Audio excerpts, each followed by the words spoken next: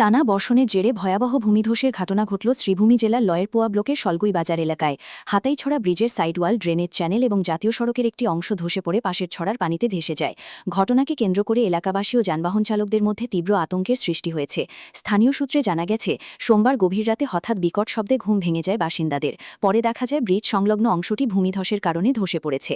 ধসের পরিমাণ আরও বাড়লে এই গুরুত্বপূর্ণ সড়কপথে যান চলাচল সম্পূর্ণভাবে ব্যাহত হওয়ার আশঙ্কা করা হচ্ছে। এলাকাবাসীর দাবি, দ্রুত মেরামতের ব্যবস্থা না নেওয়া হলে ৮ নম্বর অসম ত্রিপুরা জাতীয় সড়কের যোগাযোগ যে কোনো সময় বিচ্ছিন্ন হয়ে পড়তে পারে। তাই অবিলম্বে প্রশাসনের হস্তক্ষেপের দাবি জানিয়েছেন তারা।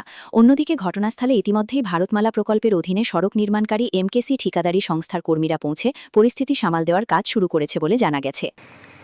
আজকে রাত্রে 10টার সময় খুব বৃষ্টি যে সময় হওয়ার তখন হয়েছে, ওই দিন 10 পড়ছে, শব্দ হয়েছে বহুত জোরে।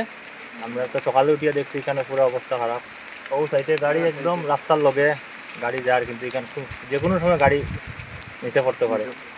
তো এই ব্যাপারে আপনারা কি চান, কার দৃষ্টি আকর্ষণ করবেন যে তাড়াতাড়ি যদি এই জায়গাটা যদি মেরামত করা না হয় তাহলে তো যে কোনো সময় দুর্ঘটনা ঘটতে পারে।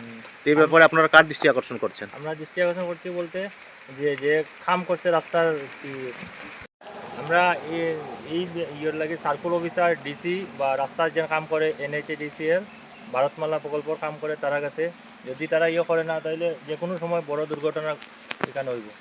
আমরা এই ইয়ের লাগে সার্কুল অফিসার, ডিসি বা রাস্তার যে কাম করে NHADCL ভারতমালা প্রকল্পর কাম করে তারা কাছে, যদি তারা করে না তাহলে যে কোনো সময় বড় দুর্ঘটনা এখানে হইব।